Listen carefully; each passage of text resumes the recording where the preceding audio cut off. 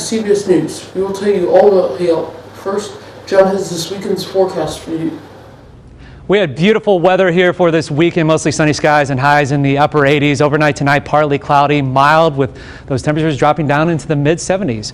Now we've got some big changes here for the upcoming work week. Starting tomorrow, we're going to have a volcanic eruption right near Charlottesville, and it's going to make things rather toasty across the area. We're going to see lava spill out into central Virginia and make temperatures in Richmond at 350 degrees, Fredericksburg at 345, Charlottesville, the hot spot, at 400.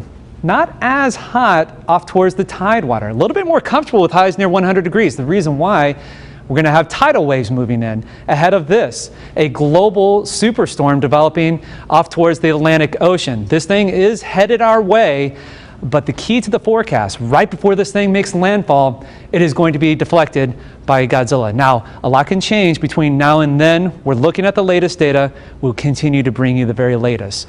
I do want to encourage you, though, that if you ever do see a sleeping coyote, do not wake it. Bad idea. Okay, here's the forecast. Volcano 350 there for Monday. Global superstorm on Tuesday. We could see maybe about 200 inches of rainfall, wind gusts up to 1,000 miles an hour.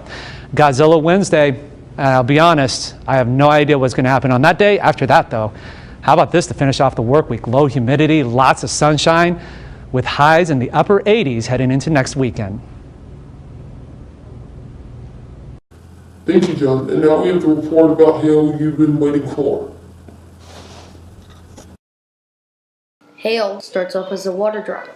Then the water droplet evaporates and condenses. Strong updrafts up to 100 miles per hour carry the droplet higher and higher. It will eventually freeze and become a small ice pellet or crystal. This usually occurs anywhere in between 8,000 to 10,000 feet high.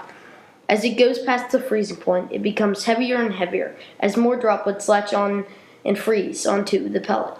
After a while, it becomes too heavy for the updrafts and it starts to fall.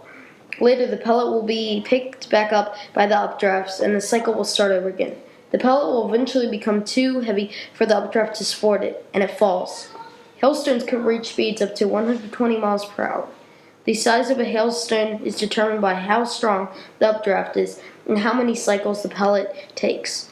The largest hailstone ever recorded fell on July 23, 2010, in Vivian, South Dakota. It had a diameter of 8 inches and a circumference of 18.625 inches. It weighed 1.9375 pounds. Although fatalities are seldom caused by hailstorms, they can smash cars' windshields, destroy crops, or even rip tiles off roofs of houses.